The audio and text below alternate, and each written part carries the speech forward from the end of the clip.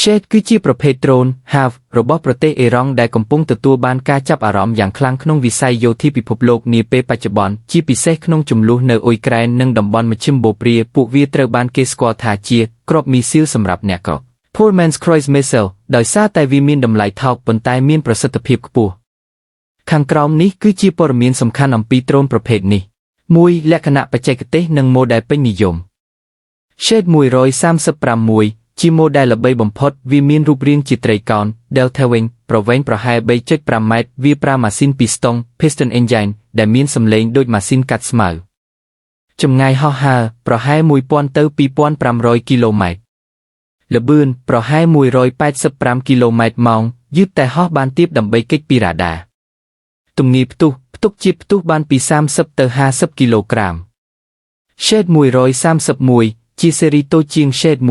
135មួយបន្តិចដែលមានសមត្ថភាពស្រដៀងគ្នាប៉ុន្តែផ្ទុកជាតិផ្ទុះបានតិចជាងប្រហែល15គីឡូក្រាម Shade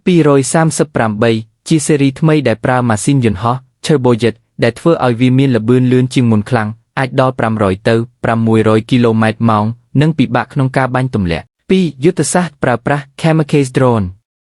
Shade គឺជាប្រភេទដ្រូនអត្តឃាត Loitering Munition វាហោះទៅកាន់គោលដៅដែលបានកំណត់ទុកជាមុនដោយប្រព័ន្ធ GIPS ហើយបុកកំទេចខ្លួនវាជាមួយគោលដៅតែម្ដងគេច្រើនប្រើវាជា Perform Swarms ដើម្បីធ្វើឲ្យប្រព័ន្ធការពារអាកាសរបស់សត្រូវមើលមិនទាន់ឬអស់គ្រាប់រ៉ុកកែតការពារ 3. ហេតុអ្វីបានជាវាគ្រោះថ្នាក់តម្លៃថោកដ្រូនមួយគ្រឿងមានតម្លៃត្រឹមតែប្រហែល $20,000 ទៅ $50,000 ប៉ុណ្ណោះខណៈដែលគ្រាប់មីស៊ីលការពារអាកាសដែលប្រើសម្រាប់បាញ់ទម្លាក់វាអាចមានតម្លៃដល់ទៅរាប់លានដុល្លារការផលិតបានច្រើនដោយសារវាប្រើគ្រឿងបន្លាស់ដែលអាចរកទិញបាននៅលើទីផ្សារទូទៅវាងាយស្រួលក្នុងការផលិតក្នុងចំនួនច្រើនពិបាកចាប់តាមរ៉ាដាវាមានទំហំតូចនិងហោះទាបដែលធ្វើឲ្យប្រព័ន្ធការពារអាកាសទំនើបខ្លះពិបាកចាប់សញ្ញា 4. ស្ថានភាពបច្ចុប្បន្នឆ្នាំ2026គិតត្រឹមដើមឆ្នាំ